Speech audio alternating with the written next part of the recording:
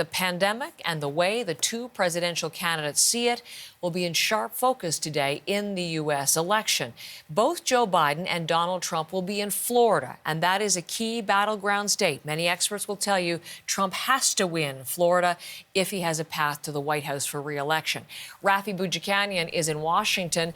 It's Tampa where we'll see a couple of events today, Rafi, the same city for different candidates and apparently stark differences in their approaches to the virus. Heather, what a place for them to be doing that too. Florida is one of those eternal battleground states in almost every U.S. election, and it's been hit hard by COVID-19. 4,000 new cases there yesterday alone.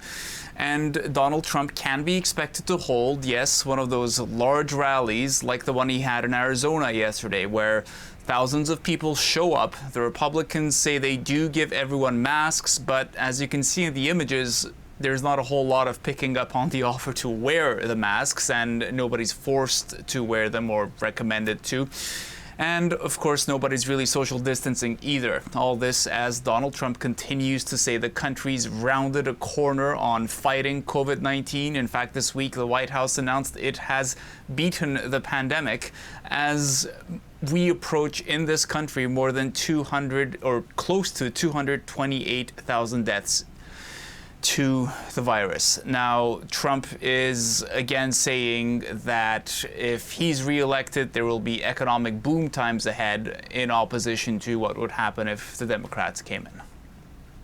If you vote for Biden, it means no kids in school, no graduations, no weddings, no Thanksgiving, no Christmas, and no 4th of July together. Other than that, you have a wonderful life. Can't see anybody, but that's all right. You have a wonderful life. Meanwhile, the Democrats continue to draw that sharp contrast between themselves and the Republicans, saying they want to follow scientific advice on how to beat the pandemic. And you can see that in how Joe Biden's holding his rallies, that contrast that is. So he'll either be in virtual appearances, so him speaking almost alone in an empty room, or he will be speaking in front of a crowd that's very, limited. So you'll have a few people sitting socially distanced from each other in these marked circles so they can tell that distance between themselves.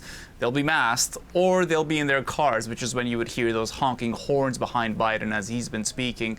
Here he is talking about these different approaches. I'm not running on the false promise of being able to end this pandemic by flipping a switch. But what I can promise you is this. We will start on day one doing the right things. So less than a week left to go in the election now, and over the last week alone, the Centers for Disease Control says more than 500,000 Americans got the virus, Heather. Rafi, thank you very much.